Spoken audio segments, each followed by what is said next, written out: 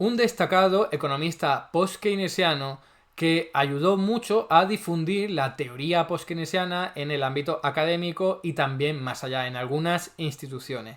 Ha sido conocido también mucho por realizar algunas contribuciones con respecto a la controversia del capital y sobre todo por haber criticado a la economía neoclásica, como siempre ocurre desde estos ámbitos post-keynesianos.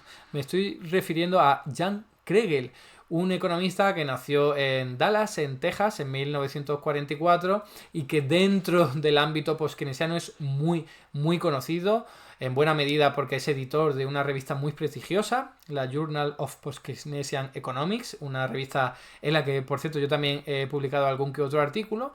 Y como os digo, en el ámbito académico, dentro de la teoría heterodoxa, es muy conocido, pero es verdad que fuera de ella es muy poco conocido. De hecho, yo me atrevería a decir que en el ámbito heterodoxo también él es muy poco conocido, porque tampoco es que haya hecho una innovación, un descubrimiento de la leche, sino que más bien ha hecho aportaciones, contribuciones teóricas muy potentes, muy al estilo post-keynesiano, pero sin tener ahí una propia ley a su nombre, sin haber hecho algún descubrimiento que luego la gente pueda tirar de él. Más bien ha sido matizar, desarrollar, consolidar, dar forma a la teoría post-keynesiana, que no es poco.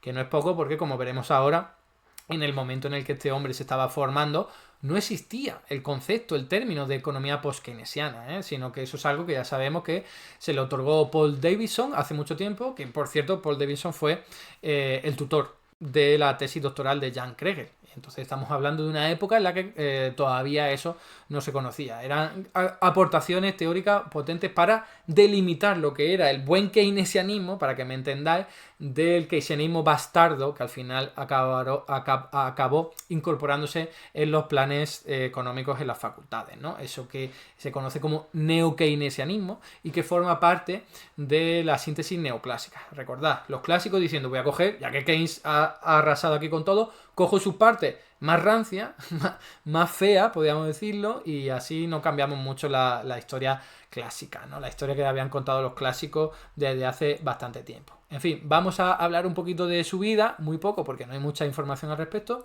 y un poquito más de su obra. Vamos a ello.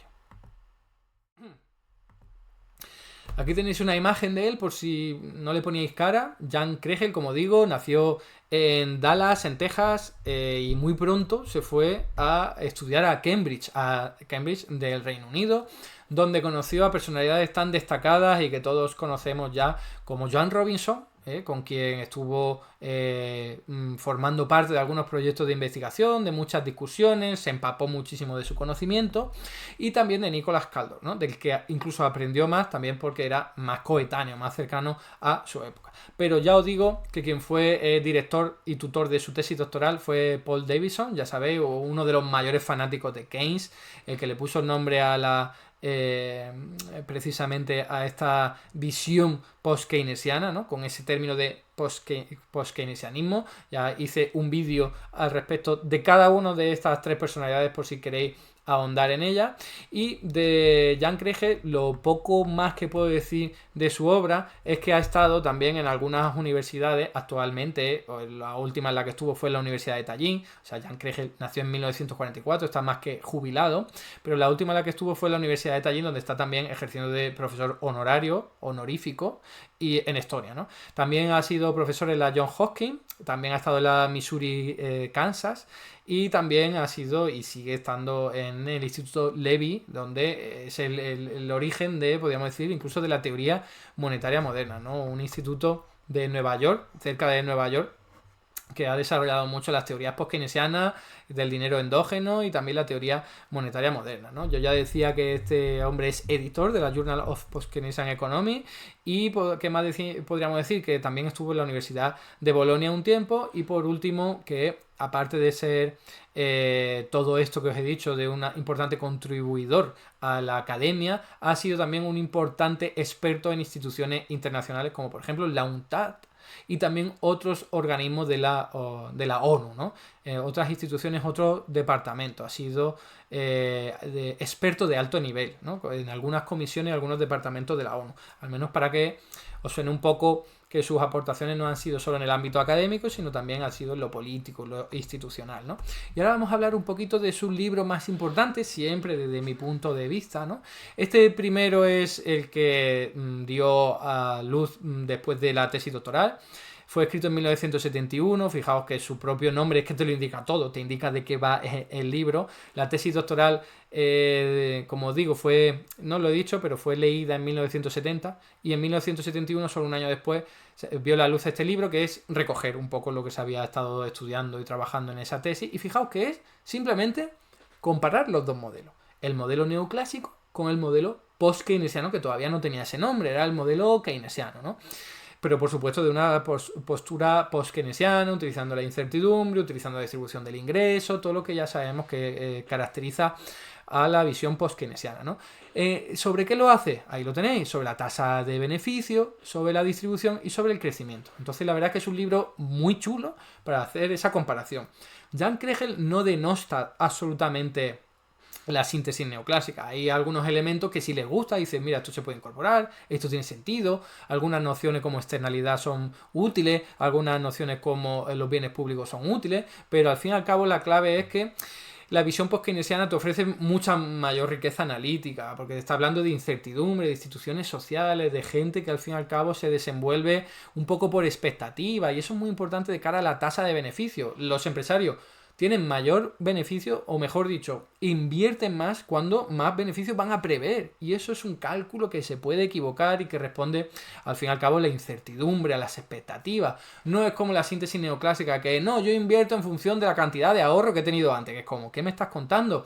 Además, fijaos, la distribución. ¿Cuál es la diferencia entre la síntesis neoclásica, que dice, no, pues el salario es la productividad marginal del trabajador y los beneficios la productividad marginal del empresario? Y no se está hablando de cuestiones políticas, ni de conflicto de clases, y ni siquiera qué impacto tiene eso en la actividad económica, porque no es lo mismo tener una economía en la que hay 4 ricos concentrando toda la riqueza que una economía en la que hay mucha gente con la riqueza repartida, ¿no? Entonces, como os digo, es básicamente esta la aportación primera que hizo, muy interesante, muy relevante. Nada del otro mundo, también os digo. Y aquí tenemos 2 años después, ¿vale? En 1973, este libro que ya va, ¿cómo decir?, madurando sus visiones, es la reconstrucción de la economía política o de la política económica, que la clave es, ya va cogiendo forma lo que es la teoría post-keynesiana, ¿vale? La primera había sido, como os digo, pues bueno, vamos a comparar, y aquí ya empieza a coger mucho mayor cuerpo, ¿vale? Aquí se habla mucho más de estructura económica. Esto es algo de lo que siempre han pasado los académicos de la síntesis neoclásica, insisto, que es lo que se enseña en la Facultad de Economía hoy día, que se enseña muy poquito de estructura económica. Es decir, que van a mirar el Producto Interior Bruto, los salarios, los beneficios, y jamás van a mirar qué tipo de sectores hay dentro. Si se está dedicando al turismo, si se está dedicando a la industria, si está dedicando a los servicios de no sé qué, a la agricultura, ¿vale? La síntesis neoclásica pasa del tema. En cambio, lo que hace la economía post-keynesiana es decir, no, esto es importante porque hay sectores que son más potentes y tienen más encadenamientos productivos, ¿vale? Y aquí hay una visión muy centrada en eso, en tratar de establecer un vínculo entre la estructura económica y luego el crecimiento de la propia economía. Por supuesto, hablando siempre de distribución.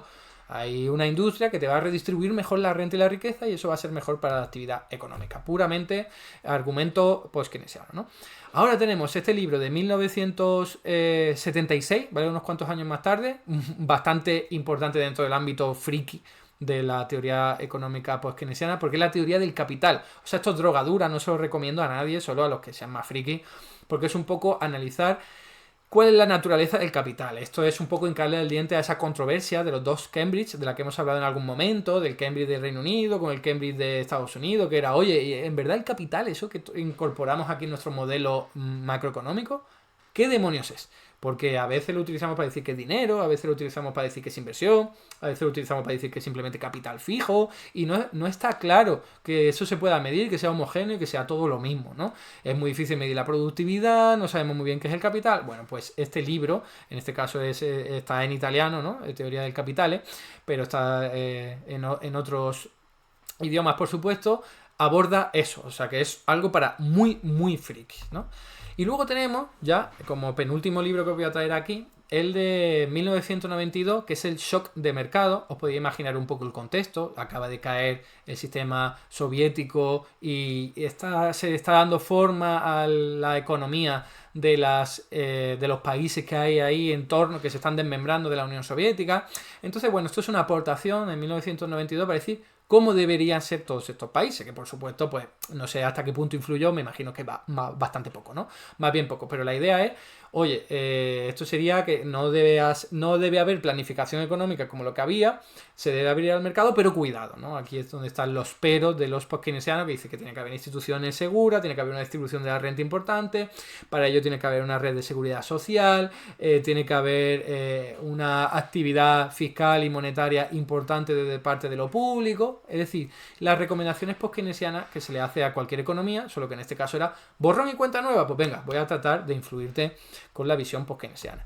Y por último, el libro que os traigo es de 2014, que es una especie de resumen de todos los escritos que publicó y redactó Jan Kregel después de la crisis del año 2008, ¿vale? O sea que ya os podéis imaginar por dónde van los tiros. La idea es hacer un análisis de toda la crisis financiera del año 2008, compararla con las crisis financieras que ha habido en el pasado, muy importante. Este libro realiza bueno, muchísimas gracias, Sergio, por esa renovación en la suscripción. Se hace un repaso sobre todas las crisis financieras del pasado y se llega a la conclusión de que esto es algo que puede desestabilizar la economía, es decir, que las propias instituciones financieras, por su propia dinámica, utilizando mucho el mismo enfoque que Hyman Minsky de la inestabilidad de los ciclos financieros, pues llega a la conclusión de que no es algo nuevo, no es algo novedoso, de que las propias instituciones financieras son inestables por naturaleza y hay que regularlas, ¿vale? Entonces en el año 2008 vuelve a dar una nueva prueba de eso y la verdad es que hay una parte muy interesante en este libro y es que hace una comparación de las crisis financieras antes de 1980 y las crisis financieras de después de 1980 hasta 2014, ¿no? Antes de 1980 casi ninguna, porque estaban mucho más controlados los bancos. Eso es lo bueno, lo que recomienda Jan Kregel, que haya una supervisión, un control, una prevención para que no haya desastre. Hay que intervenir antes de que ocurran los desastres y no como lo que ocurrió después de 1980, que vamos a darle aquí libre voluntad, libre maniobra a los bancos para que hagan lo que quieran, porque te acaban generando burbujas financieras que parece que en un primer momento la cosa va muy bien, pero luego explotan y te acaba generando un desastre económico. Algo que ya había elaborado con mucho más detalle Hyman Minsky, pero en el que se basa mucho Jan Kregel, pero que desde luego es bastante interesante. Y lo último que comentar aquí es que tiene implicaciones globales, o sea que en una economía las instituciones financieras empiezan a crecer mucho y a tener mucha inversión financiera, ya sea para nutrir una burbuja inmobiliaria como ocurrió en España o ya sea para una burbuja bursátil o lo que sea. Eso tiene implicaciones a nivel mundial, ¿no? Que quizá el aporte más interesante que podemos encontrar en este libro, ¿no? Así que nada, aquí conocéis un poco a Jan Kregel, cuáles son sus contribuciones. Yo no es un autor que recomiende mucho, pero al menos que sepáis quién es y qué aportaciones más importantes ha hecho. Hasta aquí el vídeo de hoy. Muchas gracias por estar ahí y si te ha resultado interesante, no dudes en comentar, darle like y compartir, que la teoría económica dominante no se combate sola.